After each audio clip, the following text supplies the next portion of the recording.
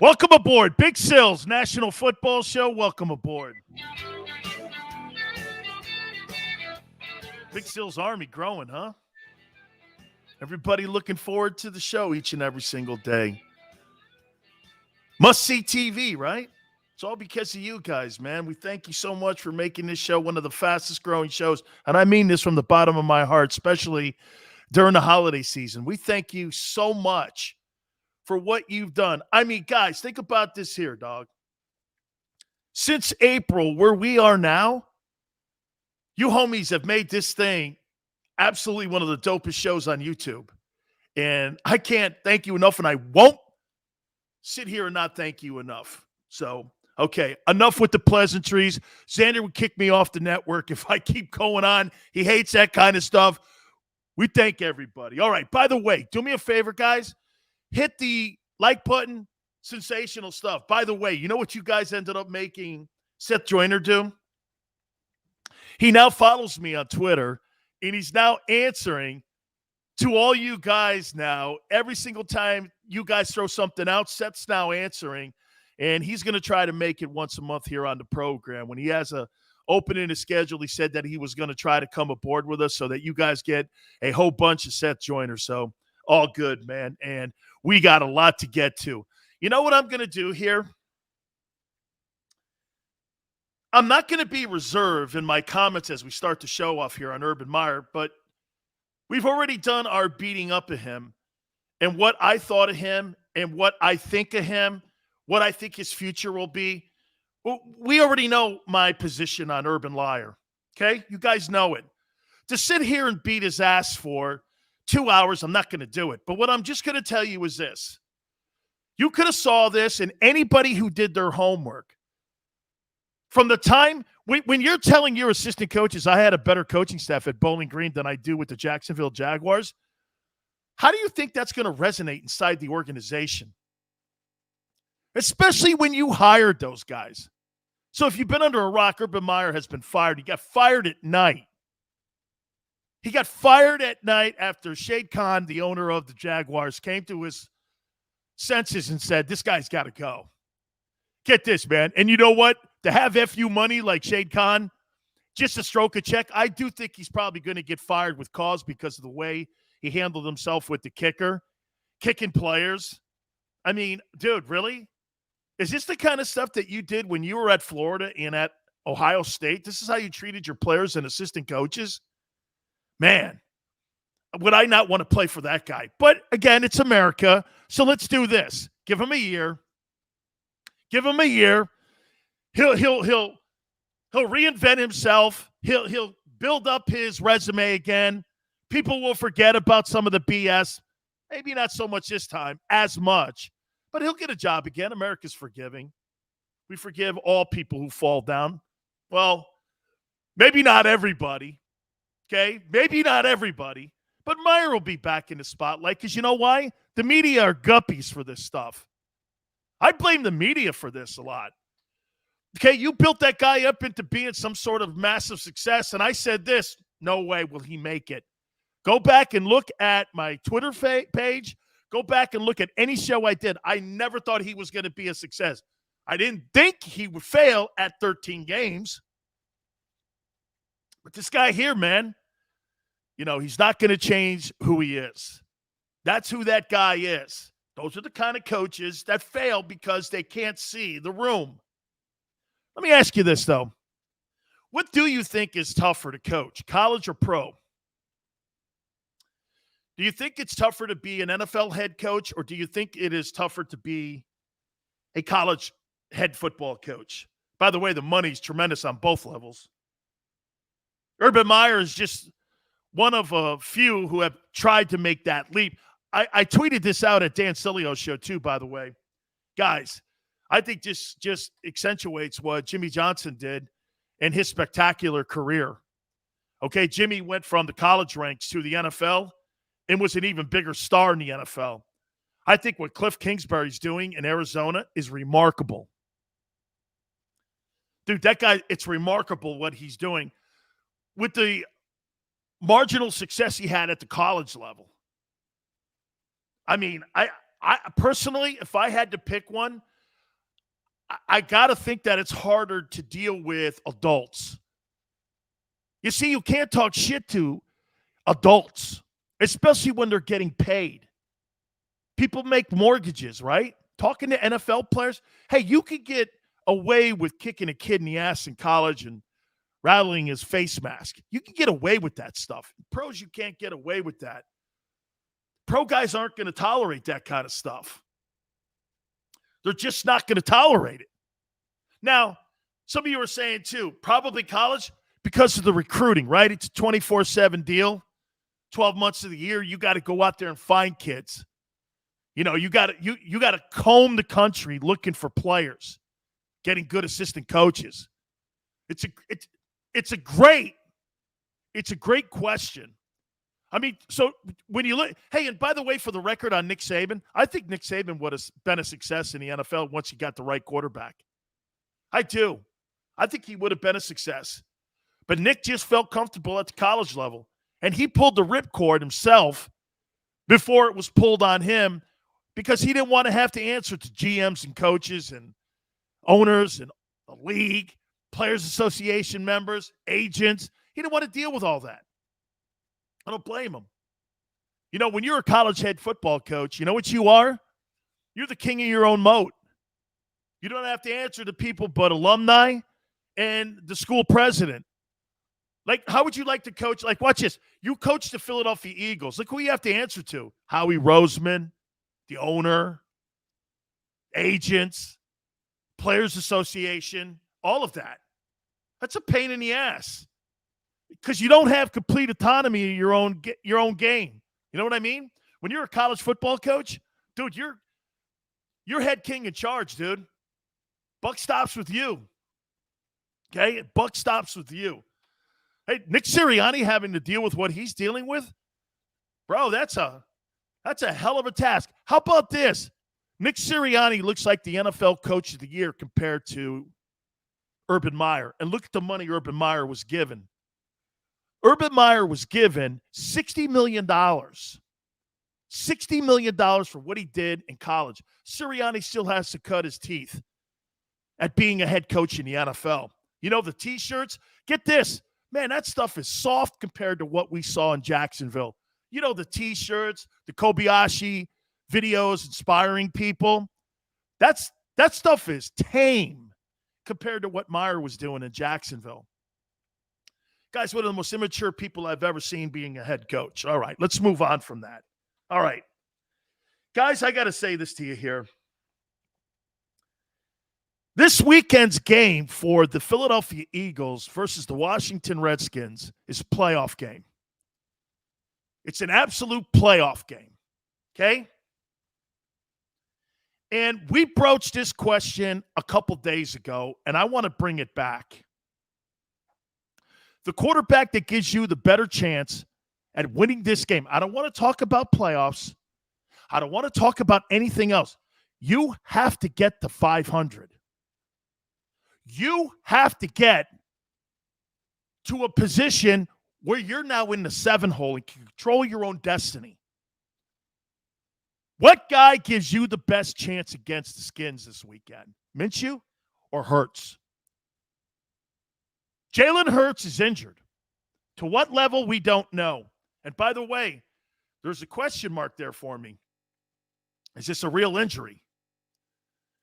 Is the injury so significant that Jalen can't play, or is this a front office deal? Is Howie meddling again? Does the organization in the building believe that Minshew gives them the better chance to win? Wouldn't it tell you that Gardner Minshew taking snaps, that there's doubt in that organization, that they think Jalen Hurts can get a win versus Washington? What's the number, too, man? I saw the number on how many people with Washington now have COVID and are now on that COVID list, which could change possibly by Friday, right? 21 players. 21 players are on that COVID list. A lot of significant players, especially on defense. Thank you, Anthony. 21. I'll get to you guys in a minute, I promise. Which one of these guys? This is a play. Guys, your season's here. How about this? If the Eagles lose this football game on Sunday, you could start talking about the NFL draft, and that's what I'll be talking more about, is where they go in the NFL draft, and I'll start breaking down some of the kids coming out of college and some of the available dudes free agency-wise that we could take a look at retooling the football team with all the space, cap, money that you're going to have, all the draft choices. We're going to start looking at that. But if they win this weekend against Washington, you're definitely – what does it go up to, like 59%? The chances that the Eagles make the postseason?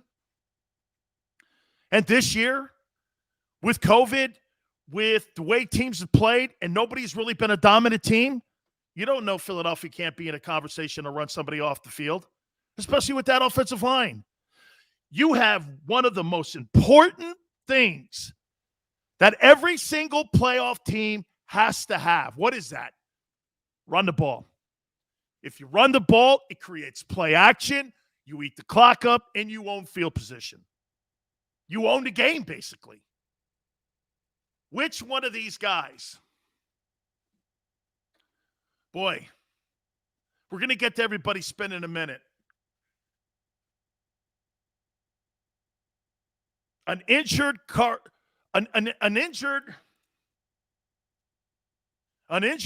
Hurts or a healthy Gardner Minshew. All right, this is how we're going to do this. You guys, if you're brand new to the program, please hit the like button. You guys know what I do. You guys bring your content to the program. We so appreciate it. We got a boatload of stuff that we are going to slide in. It's a big weekend in the NFL. Week 15 of the NFL is going to tell us a lot. We're in the final 4 games of the NFL season. And the topic question is, which one of these quarterbacks gives you the best chance to beat Washington this weekend? I don't want to talk about anything else. Beating Washington. Anthony absolutely can't lose to a team that's depleted. He's talking about the 21 people that are on the COVID list. Andrew says, I love Howie, but if he's sticking his nose in, there's no question that this is a big issue here. And Z, love you too, brother. Thanks for coming aboard. New Zealand Philly fan. Thank you, Easy Money. Hey, that was awesome this morning, too. I love Harry Mays. We do a great job together, man. He's such a professional. Joey B says Sills should wear his fatigues and grenades during a segment. We were talking about the Fiesta Bowl in 87. Yeah. Wore grenades, had a handgun, and this was getting off an airplane. How crazy is that? Mateo says this week matters most. Screw the future. This week is everything.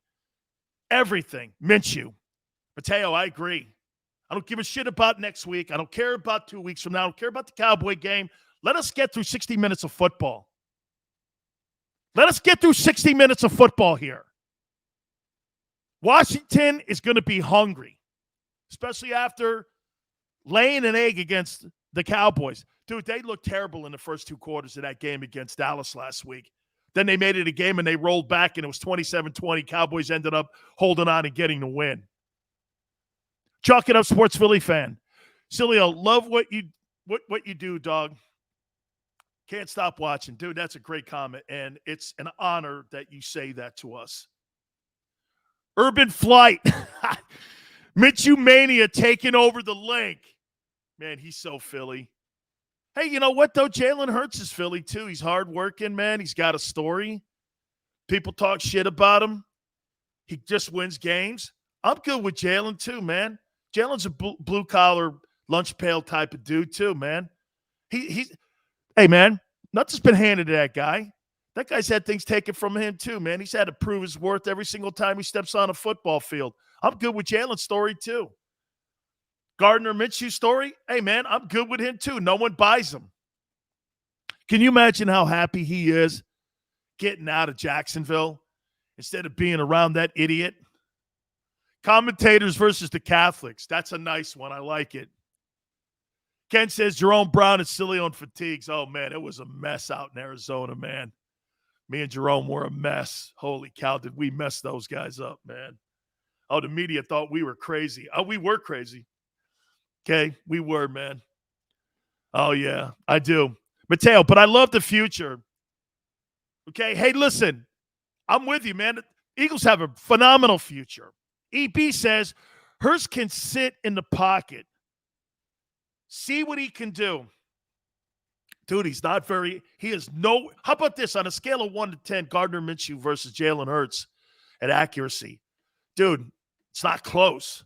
Gardner Minshew's 10 times more accurate. 10 times more accurate.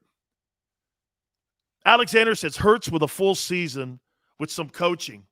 Yeah, coaching that knows what they're doing and knows how to get an identity. You know what I'm saying? I mean, dude, they had no idea. How about this? At the beginning of the year, is this fair? The Eagles didn't know how to develop him. So let me ask you this then. So do you guys agree? The Philadelphia Eagles downgraded at quarterback and coach because they didn't know what they were doing with Hurts at the beginning of the year. We mentioned Seth Joyner. Seth was on the other day, and he said that, bro, why weren't they doing this from day one? Why were they not doing this? Did they not know this, or did they not want to do this? Think of that for a minute. Okay? Think about that for a second. Did they know this or not want to do it? And I'm talking about running the ball like that. Because wasn't it like it's some giant epiphany? It went like this, right? Well, hey, man, the kid's not very accurate. We're not winning a lot of games here. We got to do something. And it's like they went to the basics. Well, let's just run the ball then and see what happens. They started winning games and killing people. Now they're the number one rushing attack in the NFL. What was that? You fell into that? It's almost like they're spiting themselves. Who's the most boring team in the NFL, you guys think? Who's the most boring? We're going to talk about potentially Dougie P to Jacksonville. Alexander, how about this question too? Guys, do you think they really hampered the development of Jalen Hurts by not understanding and running the ball earlier in the year? Have they hurt his development? I just saw someone say it reeks of Howie Roseman being involved in it. You think the Titans are the most boring team? I think it's the Patriots. And they're the number one seed right now in the AFC. Steven says, every Pee Wee coach knew we needed to run the ball. Football's not a complicated game. Steven, when I say this comment to people since 1920, if you can run the ball and stop the run, does that not translate into winning ball games and championships? Am I right? I don't give a shit what you think about the passing game. In my opinion, the passing stat, and the Patriots prove it, the passing stat is the most overrated stat in pro football. We've seen guys throw the ball for 500 yards and lose. When you run the ball traditionally and don't turn the ball over for over 200 yards, I got to put that asterisk out there because the Eagles flopped all over themselves in New York when they were playing the Giants because they did that. They ran the ball for 200 yards, had 4 turnovers, and cost themselves maybe an opportunity at making the playoffs.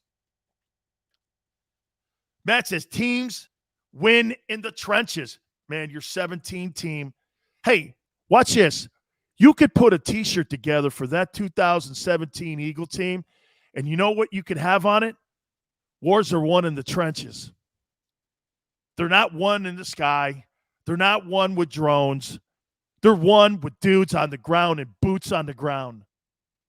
That's how you win wars, man. Boots on the ground. You want to win a freaking football game? Boots on the ground. I can't tell you and express that enough. When you want to kick someone's ass, you don't do it with a drone. You kick it with someone's ass when you got a boot on the ground and someone's ass high up in the air because your boot's knee deep in it. Okay? Defensive lines, baby. Offensive lines. You got it, too. You have it. Urban Flight. I don't know why I'm hollering. Urban Flight. Was it the coaching staff finding the team's identity, or did the front office give up the play call, give up on the play calling. Hoss, man, I don't want my front office involved in play calling. I can't have that. Chalk it up, sports Philly fan. He goes, I love the way you discuss the game, Sells.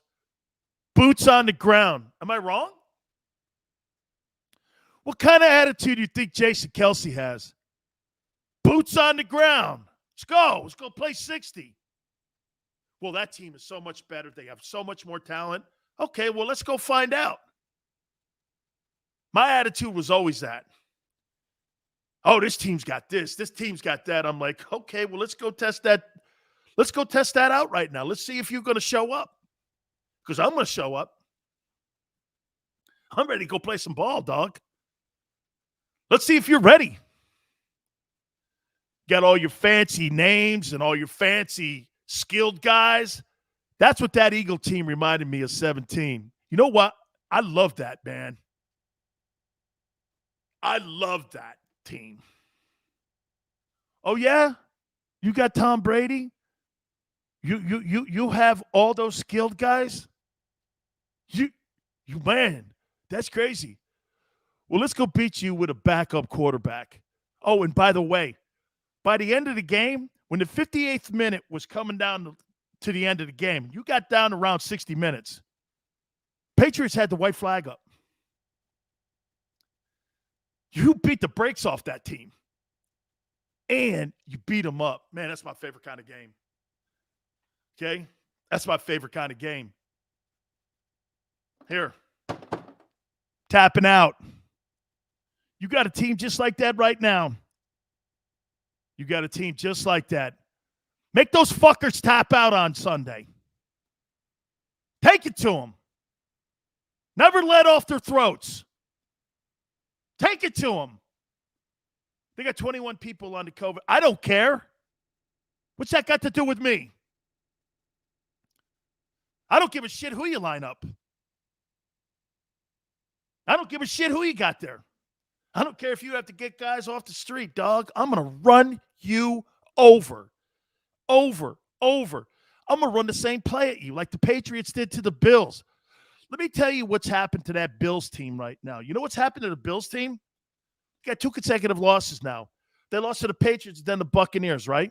You know what they did? The Bucs knocked the starch out of them. But you know who started it? The Patriots. They killed their will. They killed their will. They did this.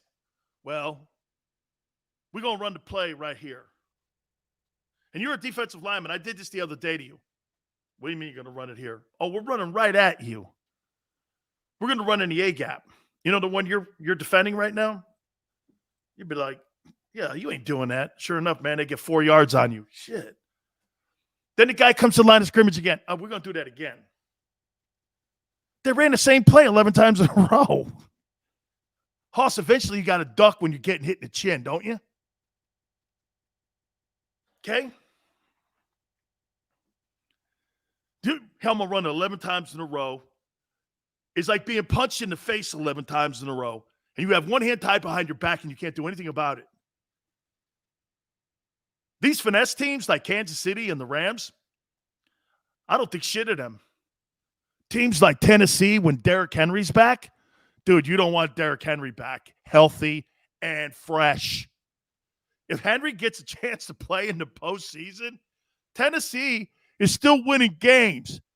They're still somehow figuring a way because they got great coaching. You put Henry back in that game, wow. They'll run teams off the field in the AFC. I think they'll take it to the Chiefs. Bro, if Patrick Mahomes doesn't have an opportunity to throw the ball and he's on the sidelines chewing ice, you ain't beating me. Okay? You ain't beating me. Kevin says, Dan, you talking about Urban Meyer? Old news now, Kevin. I've been saying that shit about Urban Meyer for 11 years. Don't need to rehash it. Dude's not going to make me come out of my skin.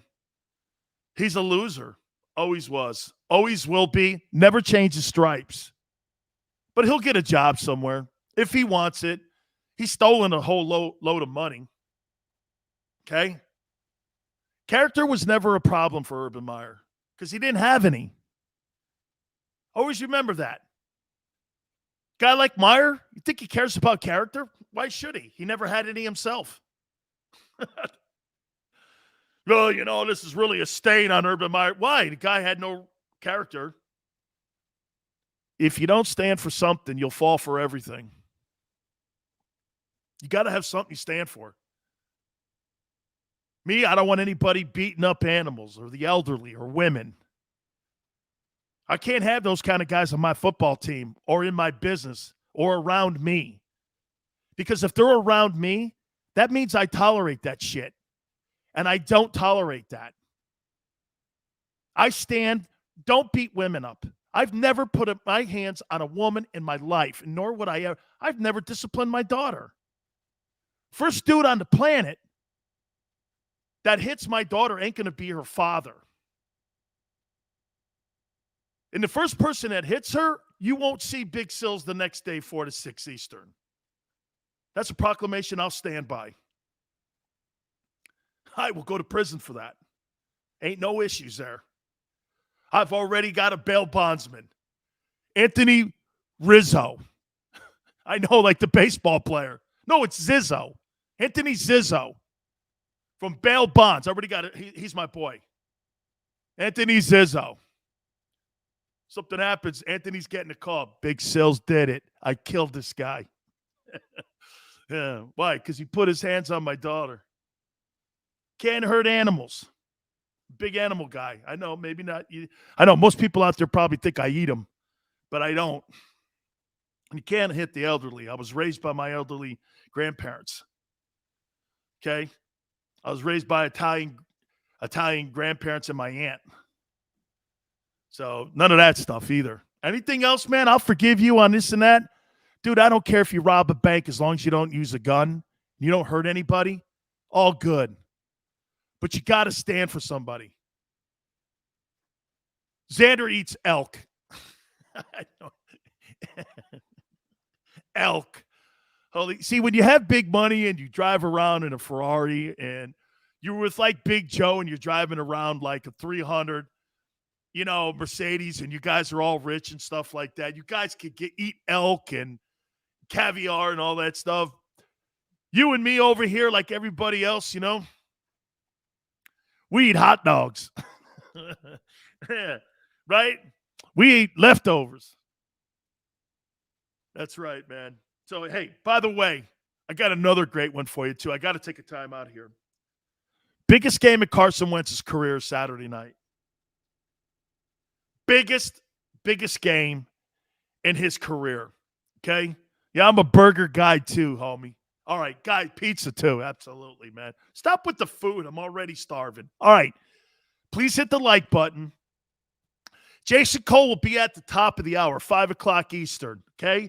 Because I wanted to give us a chance to get everything going. From now on, it's you and me that start the show, unless it's somebody like Seth Joyner or it's somebody like Gary Cobb or it's Jimmy Johnson. We'll drop them dudes down at the 4:30 spot. But this is me and you here, man.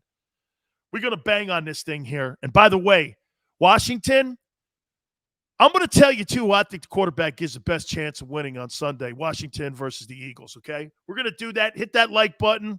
You keep it right here on the National Football Show. This is Joe Krause of Krause's Coats, inviting you to donate a slightly worn coat or jacket and help veterans stay warm this winter. Go to Krause's Coats on Facebook to help those who've served. Have a happy holiday.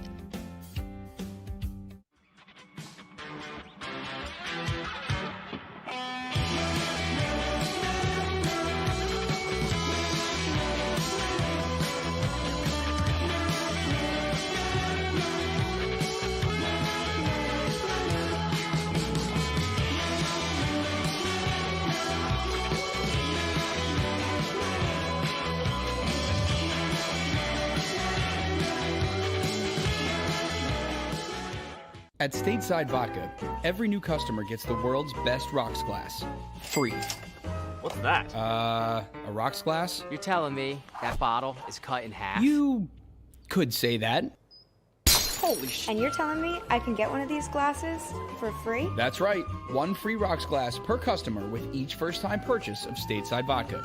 So good, it just disappears. The city of Philadelphia sparkles during the Christmas holiday season with an array of colorful light displays and illuminated Christmas trees, donated or installed for free by the talented electricians of IBEW Local 98. To learn more about who we are, what we do, and career opportunities at IBEW Local 98, visit us at www.ibew98.org.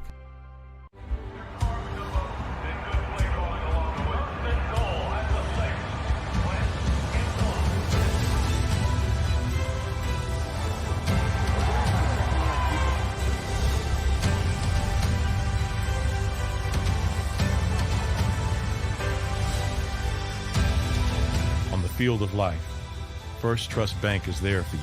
Champions on three. 1, 2, 3. Because Philadelphia dreams deserve a Philadelphia bank. As a hard-working American, you've never experienced how tough life can be until now. A catastrophic injury while working on the job. A personal injury from someone else's negligence. Turned away by other law firms in the region who didn't bother to learn your story. It's time to meet the Fritz & Beyond Cooley Law Firm and managing partner Brian Fritz. Badly injured? Call the Fritz & Beyond Cooley Law Firm. Find out why they say, we got this. Go for the midnight dares. Go for the game. Go for the hits. Go for the fans. Go for the win. Go to Ocean Casino Resort. Book your trip at theoceanac.com.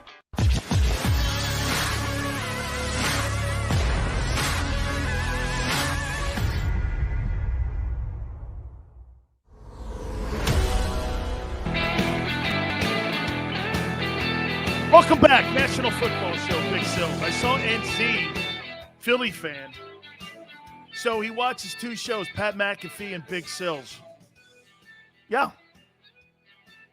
I love what Pat McAfee's done.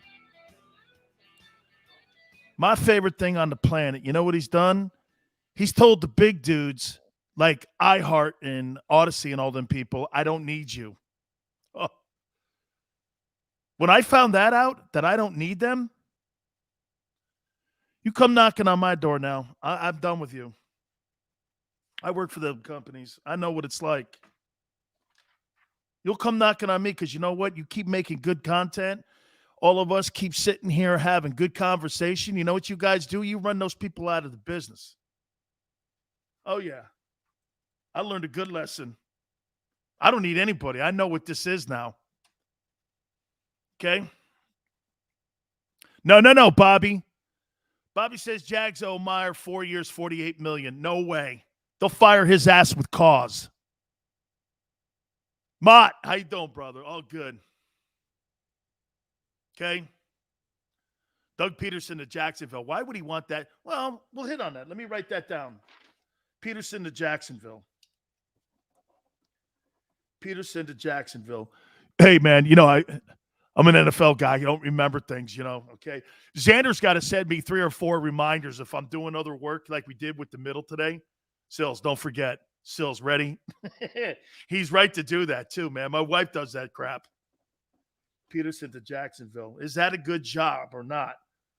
Okay, we'll hit on that here in a second. Yeah. What's up, Nasty? How you doing?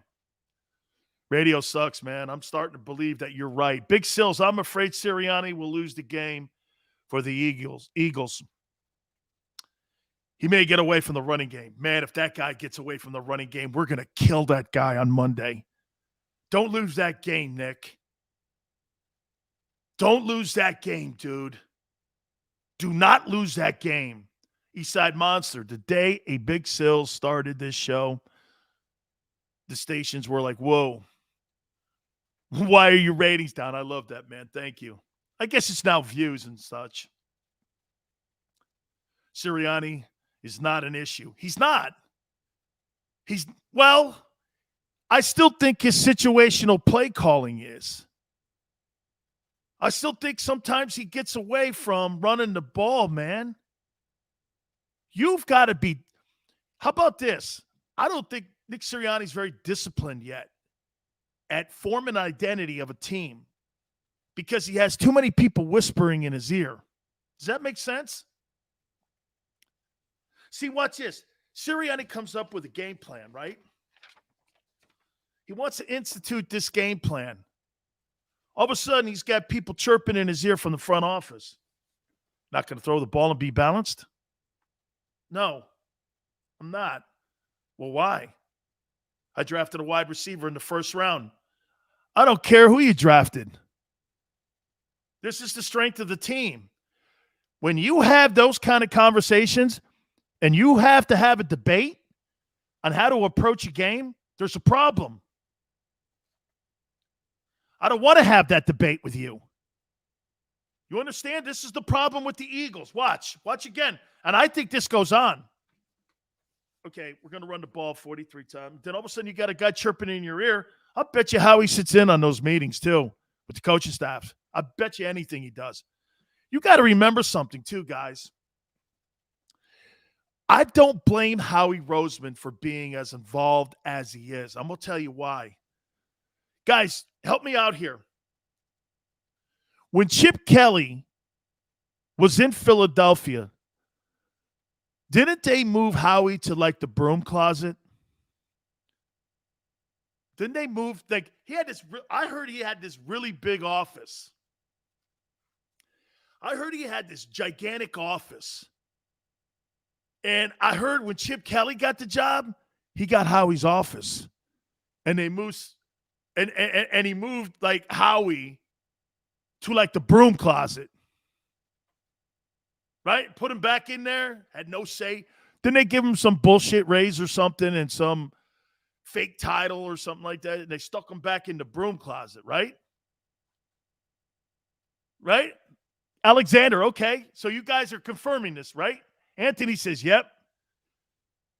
Chip took his job. Okay? 215, yep. That's right. So this guy's in the broom closet. So he was on the other side of the building, Bobby. Wow. You're over there with the janitor and the people that clean up the link. Hey, that's all. Hey, I don't need your shit, man. You go over there. You sit in the corner with a dunce hat on, right? So when all that went away, Howie said, no way. This guy's knee deep into everything. Ain't one part of this team going to fail because he ain't going to be sent to the principal's office like that or to the broom closet again. Howie's not going to the broom closet again. He's either going to the unemployment line or he's going to another Super Bowl. He ain't going to the broom closet. That's why you guys keep going like this. Well, wasn't he hired? He ain't doing any of that. As a matter of fact, if Howie could fire more people and have less that have more autonomy in the room, he would. But he's got to have an illusion. There's got to be an impression that there's a chain of command, which everyone knows the chain of command in Philadelphia goes through Howie. He's not going to be put in the broom closet. Hey, yeah. Hey, Bob. That's right. No. You're sweating on me. Get him in the bathroom. Put him in the bathroom. Put him in the bathroom. Look at you. Put him in the bathroom. Put coffee cakes in the bathroom. He's not rolling the dice. He's not rolling the dice looking at that face. He's just not going to – that's not going to happen. Give me the choo-choo. Kid, easy, kid. Snake eyes choo-choo. Easy. Easy. Put him in the bathroom. Get him out of here. Okay? He's not looking at that face. Oh, God, I love that movie, man. Because this is – hey, you know what? Oh, man, I would have a T-shirt made if I played on that Eagle O-line that would say, now's you can't leave. Hey, someone needs to make me a T-shirt. You know, you play D-line or O-line, and you got that on your T-shirt, and you're walking around pregame, now's you can't leave. That'd be a great shirt to pass around the link to all Eagle fans. Once you're in, now's you can't leave. A team that won that Super Bowl, man. That would have been so dope, wouldn't it? And now you're in the link. Now you can't leave. You had a chance, but now you can't leave. Oh, God, I love that, man. NZ Philly, great show as always, man. One improvement could you turn up your mic. It's noisy in my truck, and I need to hang with my boy Big Sills. How about this, man? You know what, NZ? I think it's more so that, you know what? I move so much. You know what I'm saying? Let me see if I can turn that bad puppy up, man. Let's see if we can maybe get that up there. Maybe we can get that up. See if we can get it up here a little bit more. Hey, knowing me, man, Xander's probably going like this. Xander's probably going, Sills, don't touch nothing, please. I'm begging you. Don't touch nothing. Don't touch nothing. So tell me if you think that ends up helping too, because I turned it up more too. Right? Hey, thank you, NZ. Hopefully that helped a little bit too. Yeah, hey, man, you know Italian guys with buttons. It's never a good thing. Oh, wait a minute. Unless you earn a button. Wait a minute. That's another story. Getting a button, earning a button, touching a button. Very Italian. Mike is perfect. Okay, yeah, so maybe we did some adjustments there. All right. Dude, doing that shit on the fly, I love it. Forte's like, hey, this is so Philly. Hey, Sills, I love you. Come over here a little closer. I got a recommendation for you. You want to hear it? All right. Okay, do me a favor. Turn the fucking mic up, guy, so we can all hear you. Okay? Do me a favor. Turn up the mic. Stay in one place. You're moving around like you're well, I'm Italian. What do you want me to do? Hey, you know. Give me a break here. Hey, Chuck it up sports. Hey, right, you know. Do me a favor. You know, I'm getting a lot of people. Oh, by the way, real quick. Will people do me a favor? Okay. Seth is getting killed on my Twitter page right now. Seth Joyner. Okay. They got people talking shit to Seth Joyner. I tweeted this out. Seth's one of the most respected guys in Philadelphia and in Philadelphia Eagle history. And, dude, people in the league love that guy. Because of some of the stuff he said on our show, he's getting killed on my Twitter page now. By the way, he's following me. I love him. I have nothing but great respect. And people are like, oh, yeah, what do you mean you want to help out? You don't know shit. I'm like, really? Are you really going to say that? Holy cow. Urban says, can we tape a mic to a helmet and have him put it on? I love that, man. Jordan Mailata, man, he is a big-time shit talker. Andrew says, Sills, you need to be a moving target. Andrew, I've been a moving target in broadcasting for 33 years, brother. 33 years. I told you this before, right? When they were getting ready to put me on this channel, I was like this. They were like, yeah, this is really great. I can't wait to, okay, yeah. All right, let's see what's going on. I'm going like, okay, I don't know. Oh, man. I know, chalk it up, Sports Philly. Seth Joyner was speaking truth, so people can't take that stuff. He is the man. Cheek says, Big Sills, you need to be our defensive coordinator. Don't pay enough. For all the work you got to do, don't pay enough. Dude, why would you hate on Seth Joyner? Are you kidding me? I got nothing but a ton of respect for that guy. Holy shit. I think the world of him, man. Hey, Seth got in trouble because he was hollering at young kids, I guess, like he was coaching young high school kids or something. And he was just telling the truth, and I guess some people didn't like it and whatever, man. I don't know. You know, we're in a snowflake society today.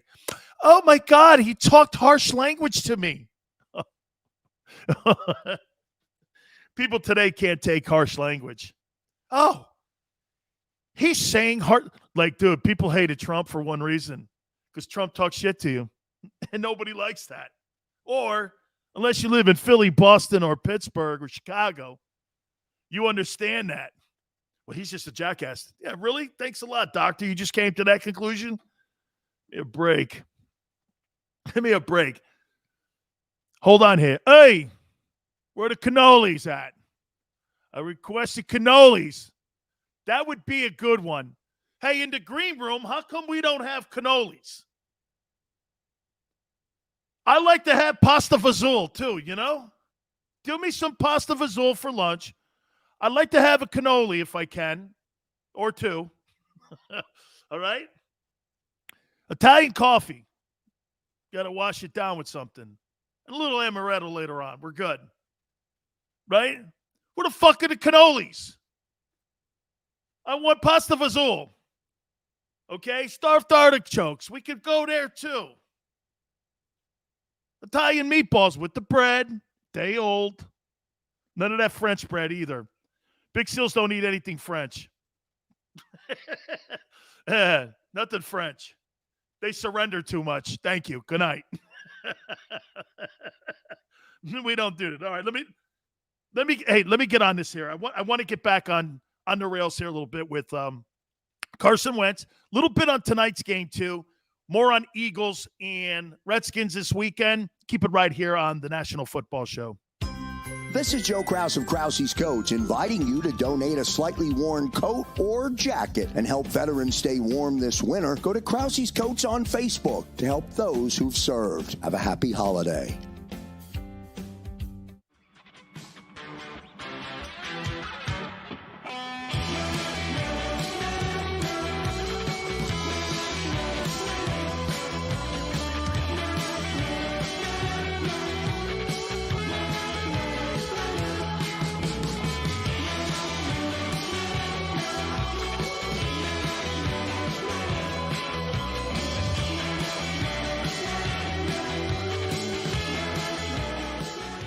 At Stateside Vodka, every new customer gets the world's best rocks glass, free.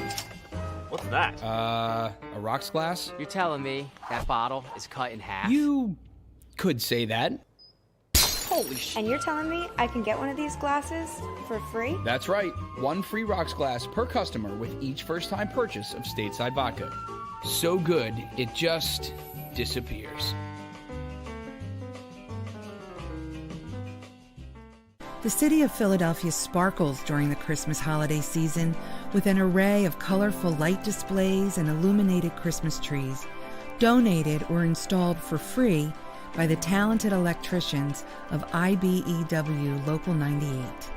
To learn more about who we are, what we do, and career opportunities at IBEW Local 98, visit us at www.ibew98.org.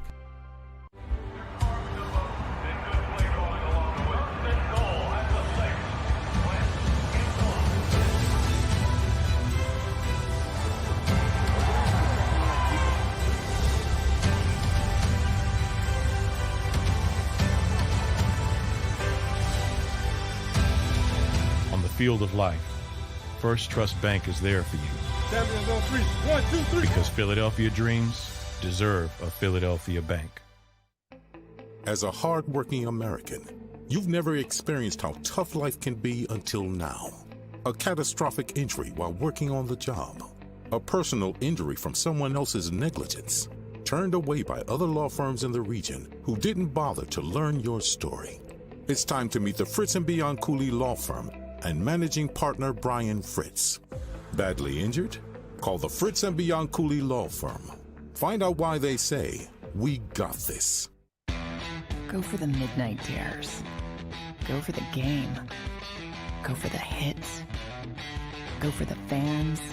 Go for the win. Go to Ocean Casino Resort. Book your trip at theoceanac.com.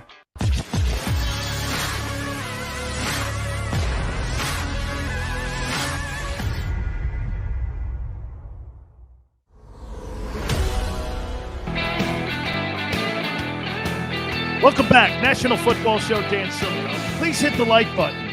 Thank you. You said I should move to Philly. I would totally do that. You know what's funny?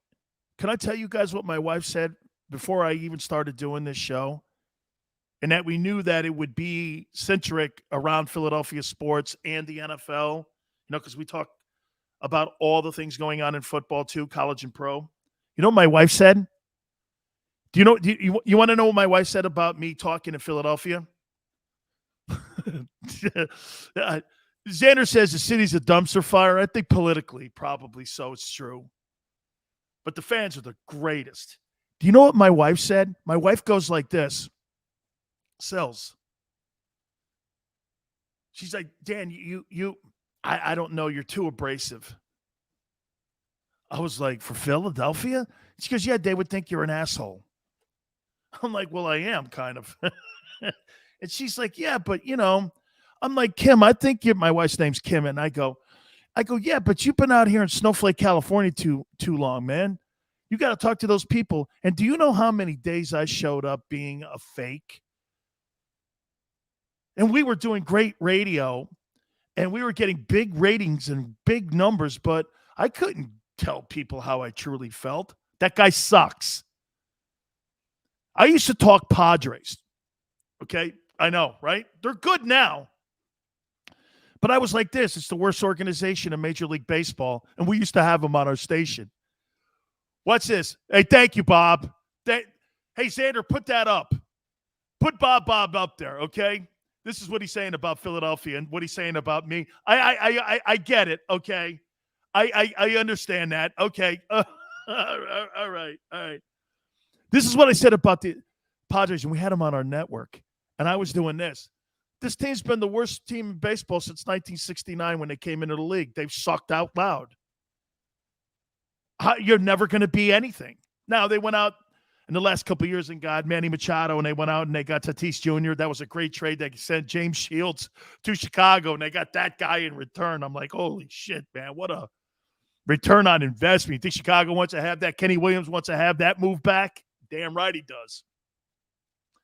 Well, to the point, everyone's like, my PD used to go, don't be so abrasive, man. Kind of be a little bit more. Imagine that. I used to get told by PDs, especially when I went to Intercom where I had no numbers. I went 20 feet across the street. You know what they told me? We want you to do Snowflake radio. And I was like this. What do you mean Snowflake radio? Yeah, don't be so abrasive. I'm like, abrasive? You mean conviction? Yeah, no. Have a little bit more. I go, you want me to really do Snowflake radio? And they put these immature guys and these guys that have no radio experience in with me, and I'm going, this sucks. Totally, it sucked. I hated the show. I did. I hated it. Oh, I did. I hated it. Urban, I'd want to move to South Philly. Because isn't that where all the Paisans are? Isn't that? I want to move where all the Paisans are. Okay, I want to be around there. That's where I'd have to be, is in South Philly. Okay? Okay, I want to be where, like, Italians are and all that stuff. I was kind of raised like that. Dan would be that dude to start throwing snowballs at Santa. Well, if he was talking shit on us. Hey, man, if you and me are you and me are outside the link and we're tailgating. And even this, a giant, starts talking shit around, I'd be like right there with you guys going, hey, man, what's up?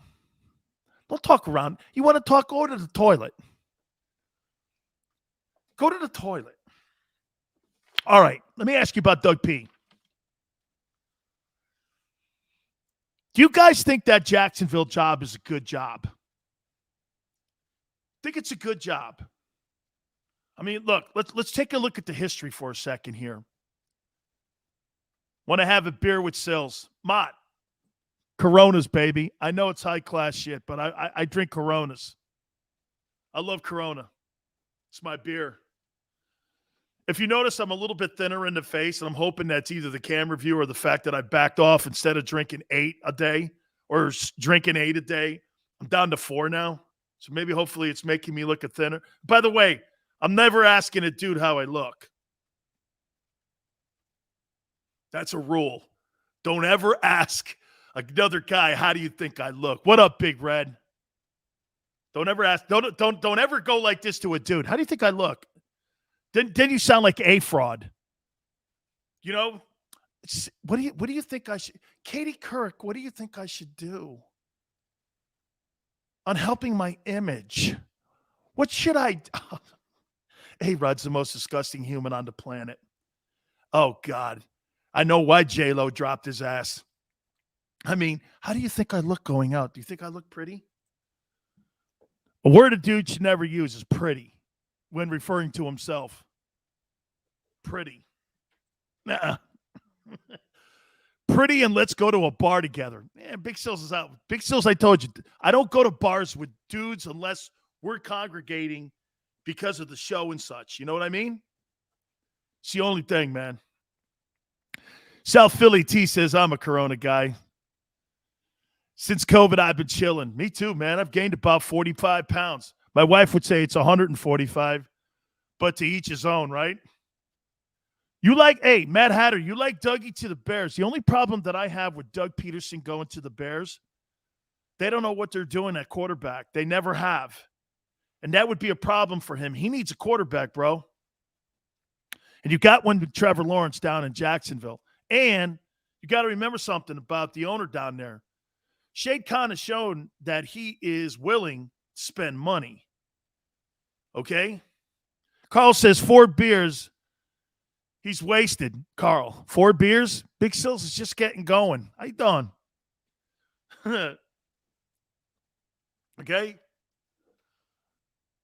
Hey, Ron, Muhammad Ali called himself pretty. Well, guess what? That's the only dude on the planet. When you hold the heavyweight champ, watch this, Ron. Ron, when you hold the heavyweight championship around your waist and you've beaten everyone's ass in the world, you can pretty much call yourself anything you want. Okay? I'm the baddest dude on the planet. I'm the heavyweight champion of the world. How you doing? Thank you, Andrew.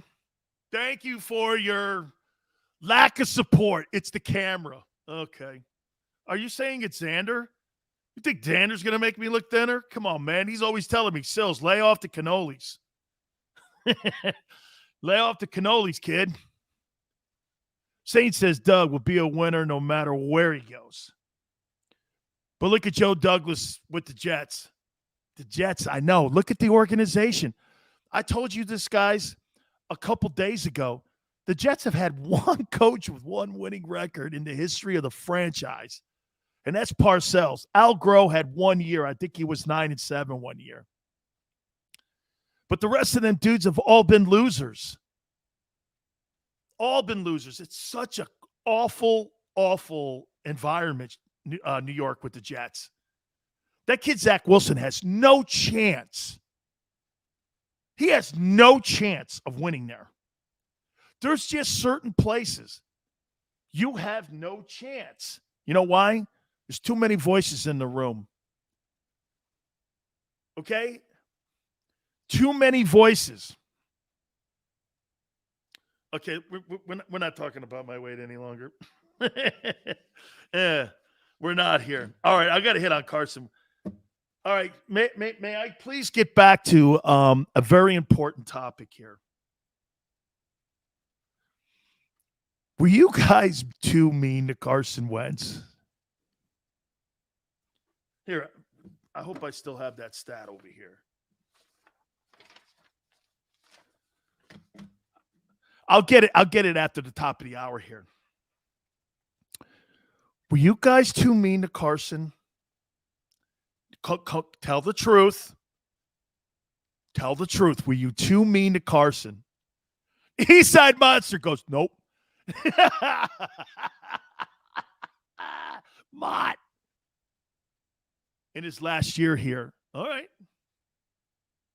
You sound like a snowflake, Sills. Well, because that's how I think he acted a little bit. Okay, he needed tougher skin. He did. He did. I got it, Birdman. You're right. Do your job, dog. I dead on, man. Bobby, you're right. But how much of that was done by the organization, too, to soften him up? Dude, you could put here. Guys, I'm going to tell you about my experience, why I felt for Carson Wentz, and then you tell me if I'm wrong or right. He's got a big game Saturday night against the Patriots. Okay? I want to tell you that. By the way, we're going to have, at the top of the hour here, we're going to have our friend Jason Cole with us, and we're going to talk to him about all the games coming up. Then I want you to think about it, and I'm going to tell you a story about me and how this whole thing transpired. All right. Hit the like button. Guys, I love you, man. Fast first hour. Keep it right here on the National Football Show. This is Joe Krause of Krause's Coats, inviting you to donate a slightly worn coat or jacket and help veterans stay warm this winter. Go to Krause's Coats on Facebook to help those who've served. Have a happy holiday.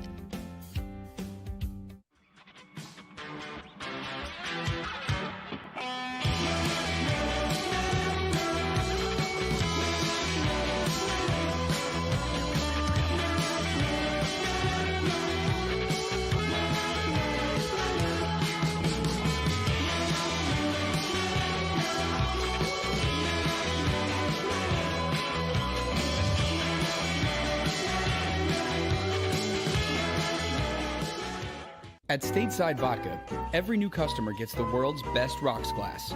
Free. What's that? A rocks glass? You're telling me that bottle is cut in half? You could say that. Holy shit. And you're telling me I can get one of these glasses for free? That's right. One free rocks glass per customer with each first-time purchase of Stateside Vodka. So good, it just disappears. The city of Philadelphia sparkles during the Christmas holiday season with an array of colorful light displays and illuminated Christmas trees, donated or installed for free by the talented electricians of IBEW Local 98. To learn more about who we are, what we do, and career opportunities at IBEW Local 98, visit us at www.ibew98.org.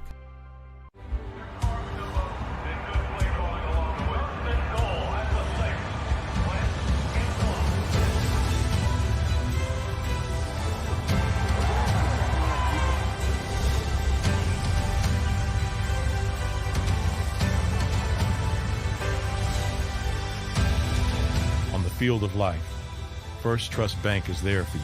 Champions on three. 1, 2, 3. Because Philadelphia dreams deserve a Philadelphia bank. As a hard-working American, you've never experienced how tough life can be until now. A catastrophic injury while working on the job. A personal injury from someone else's negligence. Turned away by other law firms in the region who didn't bother to learn your story. It's time to meet the Fritz & Bianculli Law Firm and managing partner Brian Fritz. Badly injured? Call the Fritz & Bianculli Law Firm. Find out why they say, we got this. Go for the midnight dares. Go for the game. Go for the hits. Go for the fans. Go for the win. Go to Ocean Casino Resort. Book your trip at theoceanac.com.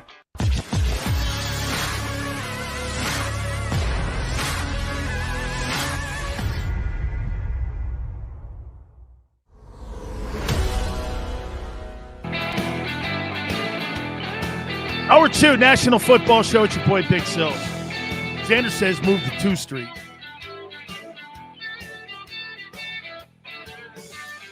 Pasta Fazool. Gabagool. Pizza Frite. Manicotti. You have no idea what kind of Italian family I was raised in. No idea. Holy cow.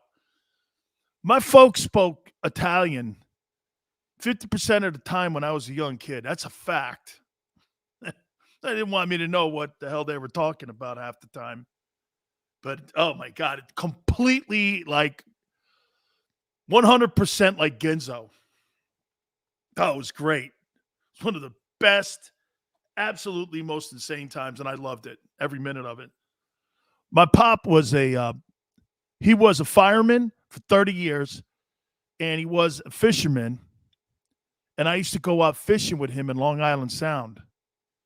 He'd lay his pots out, his lobster pots, and we'd go out getting scoonge eels, and lobsters, and we'd go clamming, we'd go fishing. It was like Old Man in the Sea. It was like that book from Hemingway. My pop and I go out there, sunshine or storming. It was so awesome. He would go like this when the lobster pots used to get caught down in the rocks. Get down in there. Get that son of a bitch. The lobster pot's $50. Go down there and get that thing. My aunt and my grandmother would die if he knew what we were doing, me and my cousin. We jump on these rolling like sand dunes with all the clams in them. Me and my cousin are out in the middle of Long Island Sound. And we're like clamming with the rake, you know. We're putting them into buckets. Holy cow. They would freak out if they knew what my grandfather did out there. He's like, go get them damn clams. Little cherry clams, you know. Fatter the worst. Smaller the better. My daughter loves them too. Oh, man, was that dope being raised like that. Guys, again, do me a favor. Please hit that like button. Thank you so much, man. It's going to be an interesting week 15, obviously, with all this COVID stuff going on. 21 of the Washington players now are on this COVID list, and I'm hearing that there's going to be an emergency meeting with the NFL and the NFL Players Association. And if you are vaccinated and you have a booster, I think they're going to allow you to play. There are so many teams. And what was it? 7 teams now are in the maximum level of care now when it comes to the COVID protocols. 7 teams. So they got an issue going into this week. And by the way, man, you don't want to have home field advantage determined because of what team has the fewest guys on the COVID list. You don't want to have any of that. And when you get in a situation like that, make no mistake about it, man. Okay? No team can overcome 21 players on an active roster being knocked off. That okay. All right, we're going to talk to Jason Cole soon. We're hopefully going to be able to catch up with my boy here. By the way, he's got a book out. It's on John Elway. Really a great read, too. So we'll talk to him here in a second. I was talking to you about Carson Wentz. By the way, Carson Wentz has put up. Hey, no. East Side, I'm done with it. No, we're not going to hammer on COVID talk. Absolutely not. It bores me. And nor do I care. Okay? But guys, I want to tell you a story. This is going to come off so lame. And I hope you guys don't hate me when I tell you this. Okay? My rookie year, I go from a program, the University of Miami and Jimmy Johnson, where we just had massive winning. And I get drafted to the Bucs, where there's massive losing. Man, it was night and day. Night and day. Night and day. Okay? I get there, and all of a sudden the losing starts mounting up. I don't know how to play the position. The coaches aren't sure now about me. They're talking shit to me. I lose my confidence.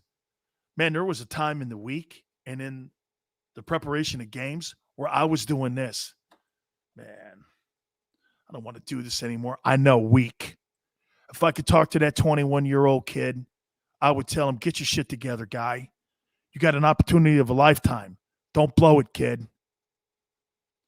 I blew it. I let losing affect me, as Urban Meyer did, as maybe Carson Wentz did. Guys, it's not that easy, man. And look, some of you go, dude, you're making $45,000 a week, Sills. You're on an NFL team. It's not like you're swinging a hammer. You guys are right. You guys are right. Alexander, Rieger's totally in that position. Jalen Reagor's totally in that where I'm talking right now. I see it on his face. He doesn't like playing football right now because he can't understand why he doesn't have the success at that level. Okay? He's not understanding. Something's wrong. Either he's not in the right system, they're not coaching him well, he's not listening, he's not doing more work needed to be a better player. It happens. Where you get drafted matters. I'm not saying there's not enough leadership that's in that locker room, but guys, even an experienced guy that maybe is in his second or third year, like Carson Wentz was, bro, when you start hearing the boos from the fans, remember something in the NFL. Nobody gives a shit what you did 3-4 years ago. They only care what you're doing 3-4 minutes ago. Short memory. Fans, you could look at Doug Pederson. He wins a world championship. He's gone 2 years later. Okay? Hey, Carl, I think that had a lot to do with it. He couldn't live up to what Foles did. You imagine showing up to work. Think of this for a second for Carl. By the way, this is no excuses. I'm just telling a story here, guys. This is not, watch this. This is not an excuse. I'm just telling you a story. Can you imagine showing up to the Philadelphia Eagles complex every single day and doing this? I'd never live up to what Nick Foles did for the franchise. No matter how well I play, no matter what I do, I'll never be able to duplicate what that guy did, even if he won a Super Bowl. That was one of those Kurt Warner stories. Some substitute teacher steps in, and all of a sudden this guy goes on to beat these legendary guys in the postseason. And then he goes on to win a Super Bowl and beat Tom Brady in one of those games.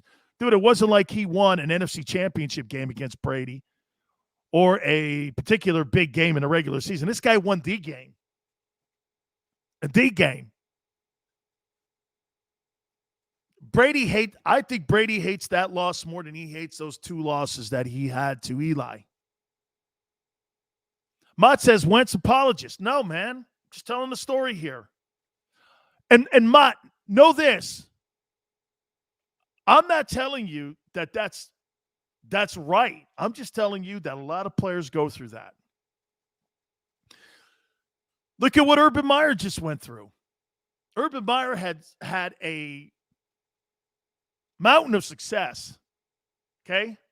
Losing got to him. The losing got to this guy. Guys, when you're used to winning the way you win, and you're used to that winning, and you start dropping them eggs like that, you're like this. Holy shit, dude. What is going on here? Okay? What is going on? Okay? Hey, Wentz had to walk by that Foles statue every day. Hoss, he's reminded when he sees his teammates' rings on their fingers. I didn't need that. Hey, that statue's all fine. But when I saw my Eagle guys wearing those rings on their hand, I had nothing to do with it. I kind of helped us get there a little bit, but at the end of the day, you always remember who crosses the tape. You never remember who starts the race, right? Nobody remembers who starts the race. They always remember the dude that comes through the tape because that's the champion. Champions run through the tape. Wentz has never run through the tape. I was reminded yesterday from Krause. Junior tells me, he goes like this, that guy's never won a playoff game, Sills. Hey, Mott says bad teammate. How about this, man? Not an understanding teammate. Because you know what? Think about this for a second too, Mott. Carson Wentz was in North Dakota State. I have no freaking idea what kind of program that is. I hear they're big, like 1AA and shit. I don't. Before Carson Wentz, I had never heard of North Dakota State. This guy was big dude on campus. This guy was the shit on campus.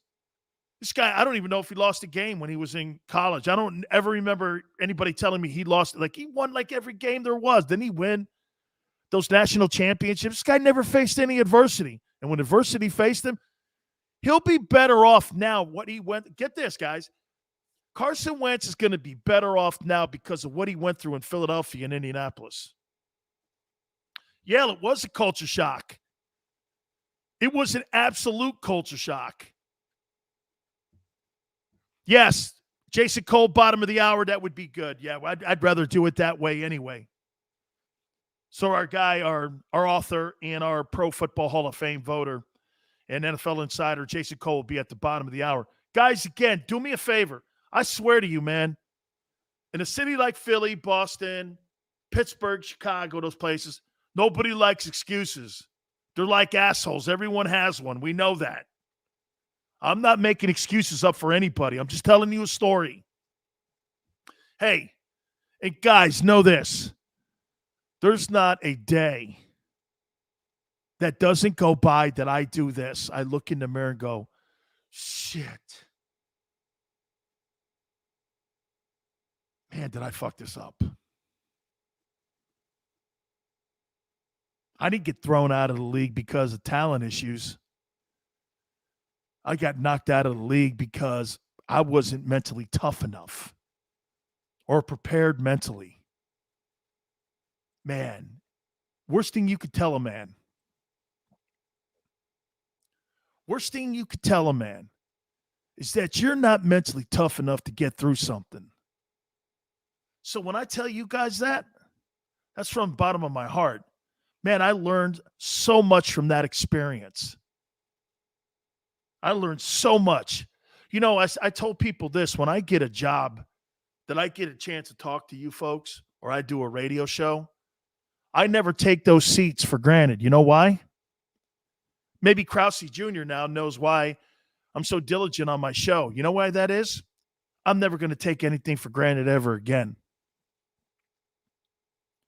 I was given an opportunity to play in pro football, and I fucked it up. I played 7 years of professional football, but I had to do it in 4 different leagues. Yale, know this, I'm a better person because I played 7 years. I had to go to Canada and Arena and the World League, NFL. But Yale, that's why sometimes when I see a guy that's failing, I say this to him, get your shit together, kid. I needed some hard loving. Get it together or you're going to blow it. Bob, I did, but it was a hard lesson. Okay? It's a hard lesson. That's right. America has a major toughness problem. Hey, man, you only learn from adversity. I tell my daughter this all the time. You're going to learn more from failure than you are success. Anybody can be a front runner. But how many times you pick yourself up off the ground? My God almighty, do you know how many times I've picked myself up off the ground? Do you know who picked me up off the ground for this? JAKIB Media. No one else was picking me off the ground. You guys tell me how great the show is. Talent's never been the issue with me with anything. It's me stepping on my dick half the time. My greatest strength is my passion. My worst strength is my passion. You see it all the time in sports. You see it all the time in business.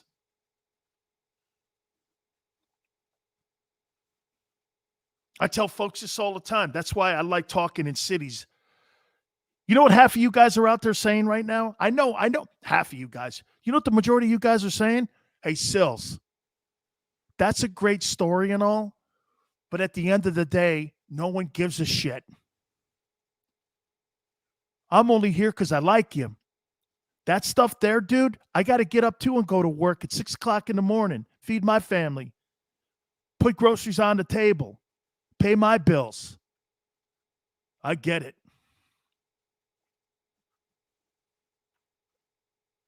I get it. And see, a guy like Wentz, you're right, man. I wish I could have said something to Wentz because I would have been on the air going like this. Kid, you're going to fuck this up. But you know what? Frank Reich threw him. He threw him a life preserver. That's right. JoJo, Simmons has already quit. Simmons has quit. Wentz is making millions, not feeling sorry for him. I agree. I'm not telling you to. I'm just telling you a story. Absolutely not. Millions of dollars and given an opportunity to be successful. Absolutely. That's why you have to have these come to Jesus conversations with yourself and be real with yourself. I'm messing this thing up, guys. I am blowing this thing. I'm absolutely blowing this. It's important. Okay? It's important. So, all right. So, guys, let me throw this at you here. Let's go over here to this one here now. Be great, period. I love that. Okay? I love that. Thank you, Urban. That's a really kind comment. Is that Jacksonville job good enough for Doug Pederson? Hey, man, you can have all the money on the planet, man, but if you got a shitty organization, man, I don't know. Okay? Big Dick Sills, thank you. Thank you very much. I don't want to see Doug go to Jacksonville or the Jets or places like Houston. Okay, I not places like that. Seattle, Chicago, Minnesota, the Giants. Places like that, right? Yeah, I know, man. They got Trevor Lawrence. And Shade Khan, the owner of the Jags, man, is willing to spend the dough. I get it. I get it. I totally get it. But, man, there's just certain cultures, right? Certain cultures. Certain cultures. My JAKIB Media guys are awesome. You guys are great. Speaking of Carson Wentz, Wentz versus the Patriots. Guys, I grabbed the sheet here, and I read these off to you yesterday.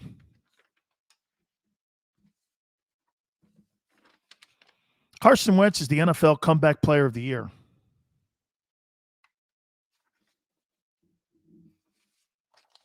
I got the numbers to prove it. He's the Comeback Player of the Year. I think it's going to come down between him and Garoppolo. And if he beats Belichick Saturday night, holy crap. JoJo, I think they could beat New England too. Mott says, and he still won't win a playoff game. Maybe not. But like I told you guys this. How about this? Like I told you, Sunday, I don't give a shit about the playoffs for the Eagles. Got 60 minutes of football versus Washington. Bob, I think it's 5 plays he's got to play this Saturday against the Patriots for it to officially be a first-round pick. Man, I love Dalvin Cook. That kid was awesome the last week when he played, man. What did he get, like 200-something yards rushing? He was a freak show. Mott says 5 plays. Colts were a better team last year. You think they were a better team with Phillip Rivers last year? They were top 10 in offense and defense, weren't they? They seem a little bit better last year. Bob says, let's go, Carson. Really? Right? If Carson Wentz beats Bill Belichick this weekend, every media turd's going to go, whoa.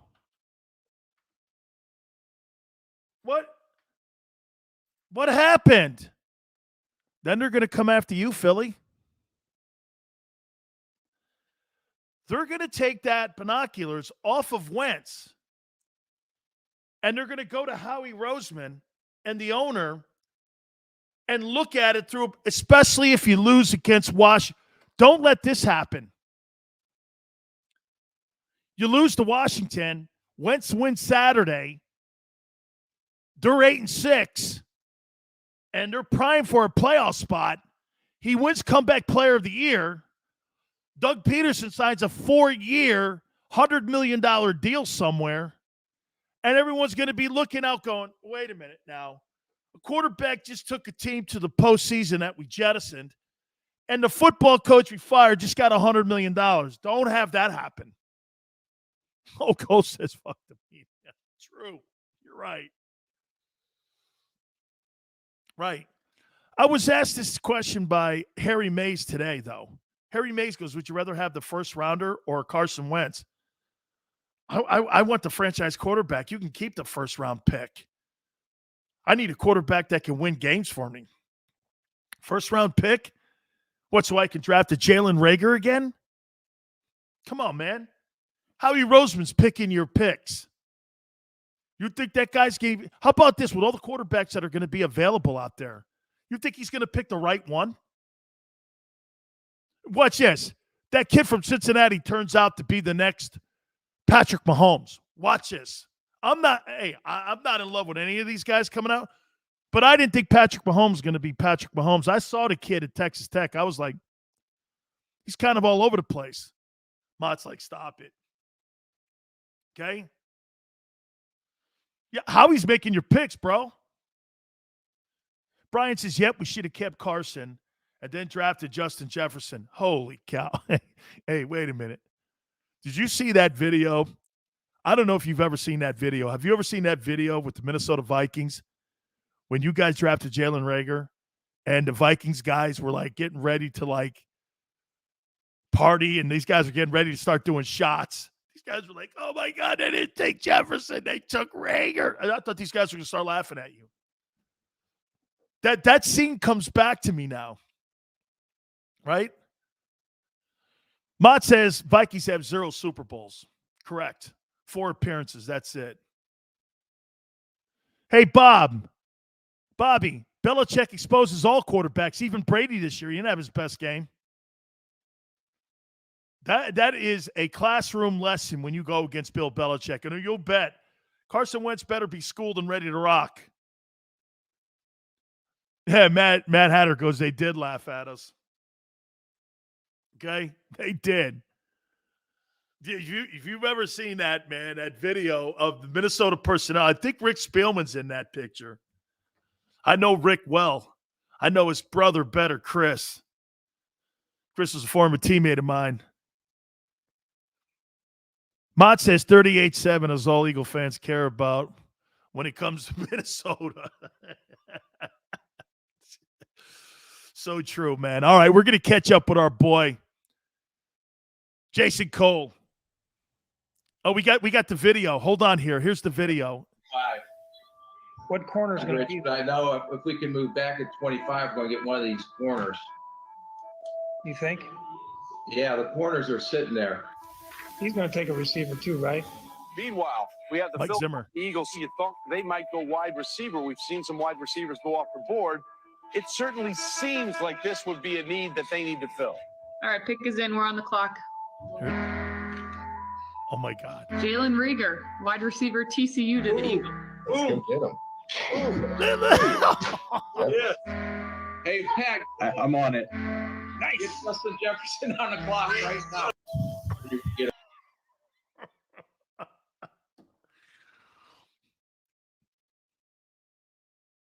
That's as bad as the Urban Meyer. Hey, by the way, that's as bad as the Urban Meyer grinding video. I'd rather see the Urban Meyer grinding video than that thing. That's embarrassing, man. That is embarrassing. Holy cow, dog. Wow. Oh, my God. By the way, I guess, if we're keeping it fair here, I guess Urban Meyer couldn't take the grind. There, I did it. Okay. Good night. Hey, by the way, let's bring in my friend Jason Cole to see what he thinks of this mess here. Yeah, Jace, I guess Urban couldn't handle the grind. Folks, do me a favor. It was kind of he had kind of a grab ass approach. Please do me a favor during the holidays here and get my friend Jason Cole's book. Jace, without polluting the question and leading the question like I always do, what are you making a mess in Jacksonville?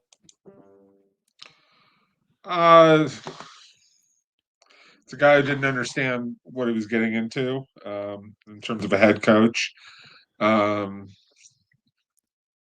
guy who wasn't suited for handling professional athletes.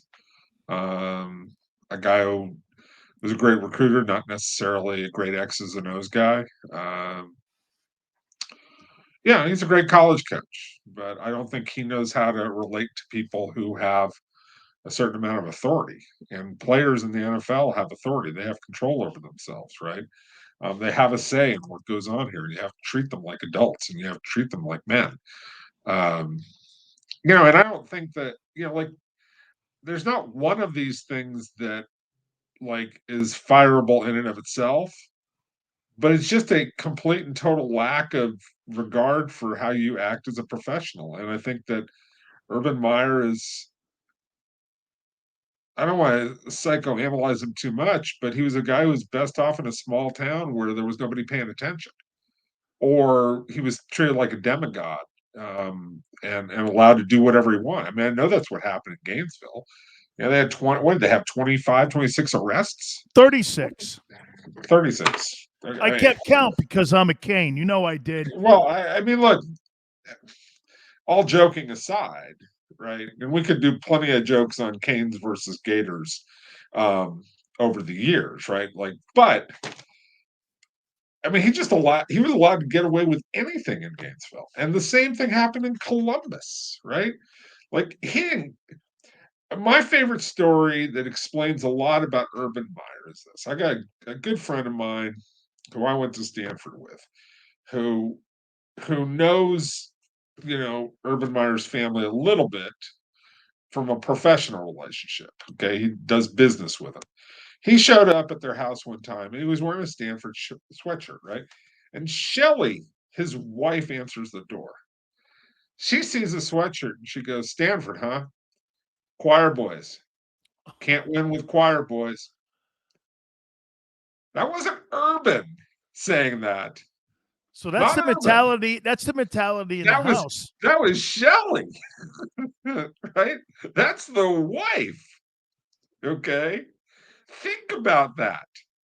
Okay, that she should be his moral, guiding post. She didn't care. If she didn't care, he cared even less. Aaron Hernandez, he'd take that guy all day.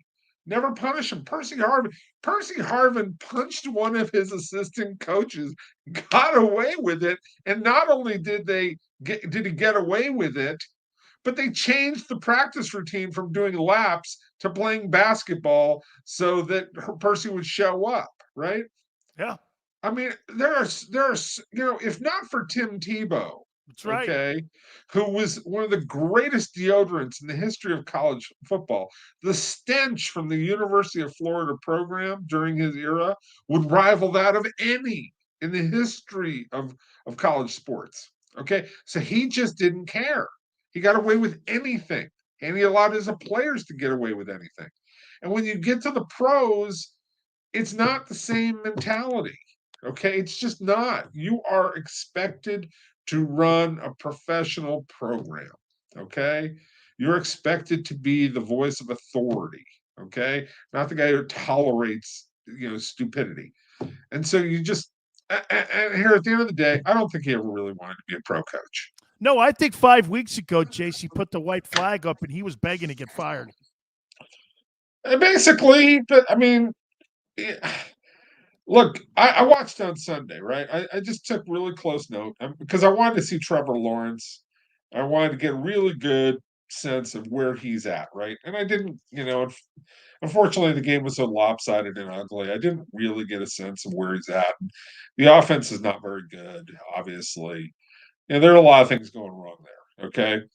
But the one thing I noticed, every single time the camera went to Urban Meyer, every one of them, he was standing by himself talking to nobody. He didn't want to be there. He didn't want to coach. He didn't. I mean, I watched Nick Saban go through it. Nick Saban didn't like coaching professionals, not as a head coach, because professional athletes have a say. Jace, you bring something up that's so important on how coach handles himself and his body language. And just to expand on that, I knew Jimmy Johnson didn't want to coach anymore. And that Jacksonville game when he was coaching the Dolphins and they got destroyed in that playoff game. And I looked at my wife and I said, Jimmy will never coach again in his entire life. You saw how drawn he was. And it was the same look that Meyer had different circumstances, obviously, but he didn't want to be there. No. You could tell when they don't want to be there. You can see the body language. Over his head. He didn't understand the athletes. He doesn't understand the circumstances. It's a much harder game. Like, look, in the NFL, you coach every single week. In college, when you have the best players, you coach about 3 or 4 weeks of the year. You're really just, most of the time, you're just herding the cats, making sure they go the right direction as best you can. Okay, because they're 18 to 22-year-old boys, right? And you're just trying to make sure you keep them going the right direction. And when you have overwhelming talent, most of the time you just go out there and you just play and you just do whatever you're supposed to do. Okay, and then again, you gear up you gear up for your big rival. You gear up for the conference championship game. You gear up for the first playoff game. You gear up for the national championship game. Those are 4 right off the top. And if you play in the SEC, you probably gear up for maybe 5 or 6, right? Yep. But that's not the same thing. In the NFL, it's 17 games that you gear up for because everybody is Alabama, right? Everybody's got great players. So it doesn't matter what your record is. Everyone's good. It's a lot more work from the X's and O's side. College is a lot more work about kissing kids' butts, right? Yeah. And being illegal. Now you're not illegal anymore, but it's NIL. But it's still, it's making sure the money flows the right direction so that you get kids and stuff like that. That's what that game is about. If you get the best kids, you win, right? Okay. Ultimately, like the greatest beneficiary of this whole thing is Trevor Lawrence. Because I wrote this column that's going up on fanbuzz.com, which is, they had to make a decision because they got to salvage that kid's career. Yeah. Right. Like, you got to straighten this thing out and figure out, figure out how to run an organization and build that organization around that kid. I mean, you also got to find out if he's good. Now, I still think he's good. I do too. I think he needs somebody like Joe Brady to be around him as an offensive coordinator or somebody like that. You need that. You need weapons. All of it. I mean, he threw 4 interceptions. It looked ugly against Tennessee. But the one that got me the most was the first one where they brought a zone blitz. Tennessee brings 4 guys up the gut, delay the blitz off the edge right into his face. So they show the 4 guys coming up. Then the delay comes in. He's coming clean right into his face, right? Yeah. And then simultaneously, as they bring the guy off the edge, 2 guys drop into coverage, and they drop right into passing lanes.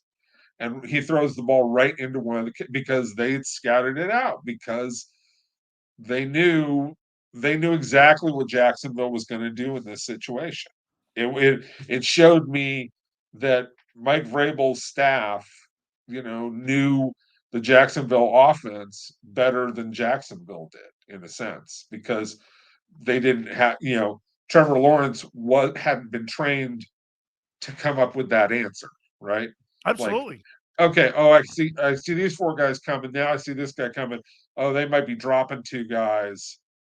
I got you to throw this ball away because I don't have anything. Just throw it in the dirt or something like that, or over everybody's head. Or I got to come up with some other answer. The game is too fast for him right now.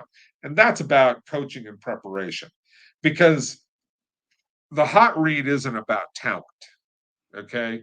It's just about getting guys in the right spot. And your brain cells there. Right. As your brain, are you coached up to think through it fast enough? And are you processing it in the right place?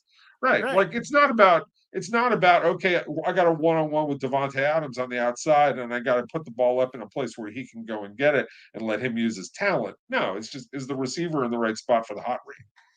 It's elementary kind of stuff. And they're still in elementary school with him. Absolutely. Let me ask you this then. A lot of people in Philly are talking about a potential landing spot for Doug Pederson being in Philadelphia. Is that a good job? And Shade Khan is one of the richest owners. Is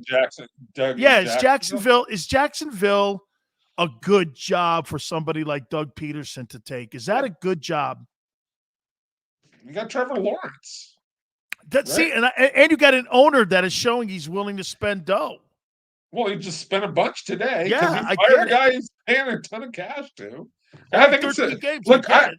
Look, the only drawback to the Jacksonville Jaguars is it's in Jacksonville. I Okay, get it. that's a problem. You get it. You've been to Florida. You know what I'm talking about. Okay, and it's not a city. It's just a bunch of strip malls. Okay, with It's a beach community. nearby. It's a large laid out community that It's a large spread out. It's not really I mean, No. and all Jacksonville jokes aside. Yeah. Okay, because there are a lot of them. Okay, like the team is terrific. The location's terrific.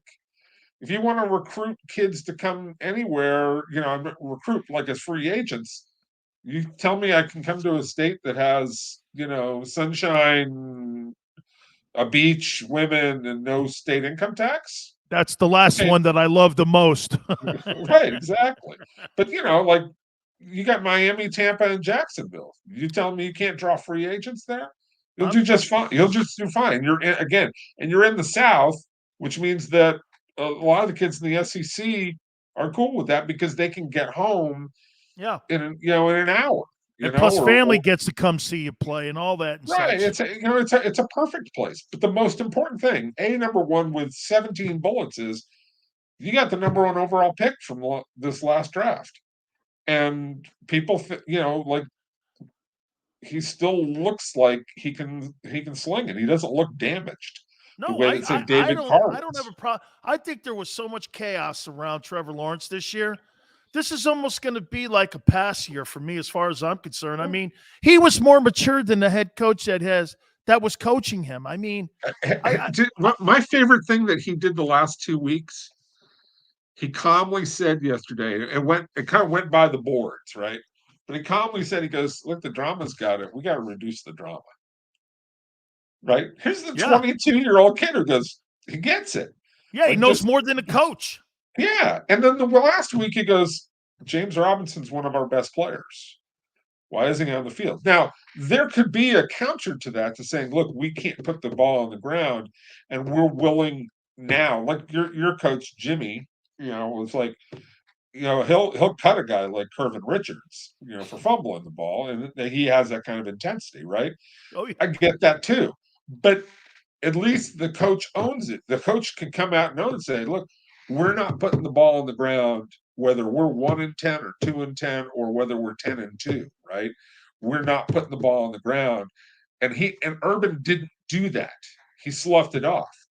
So the players just sitting there logically going, this guy helps give us the best chance to win. Why isn't he on the field? Okay.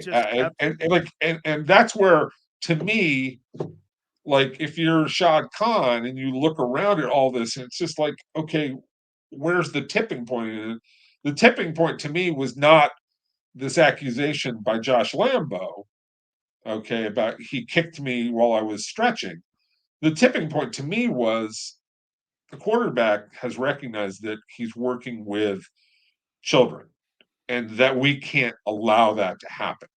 The quarterback is laying it out. This is no longer a healthy environment.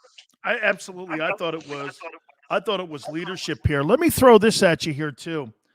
So this weekend on Saturday, Carson Wentz is going to be playing against the Patriots, and that Colts team is still in the hunt for a playoff. If you had to circle a comeback player of the year, Garoppolo or Carson Wentz, who would it be?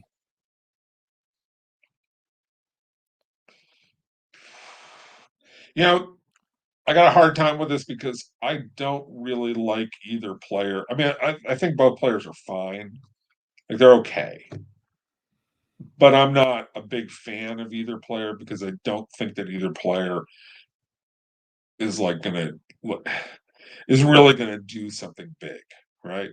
I think Garoppolo has a So you don't see the confetti. You don't ever see the confetti falling on Carson Wentz as a quarterback in the NFL. Not as his responsibility. Okay. As he could be along for the ride. Okay. Like he was in Philly? Look, I don't know what happened to him in Philly. He was having an amazing year. Wait, but I want to stop you there. Hang on. Yeah. This is his numbers that he's trending to right now. 3,700 passing yards, 28 touchdowns versus 6 picks, 63.3 completion percentage, and 97 quarterback rating.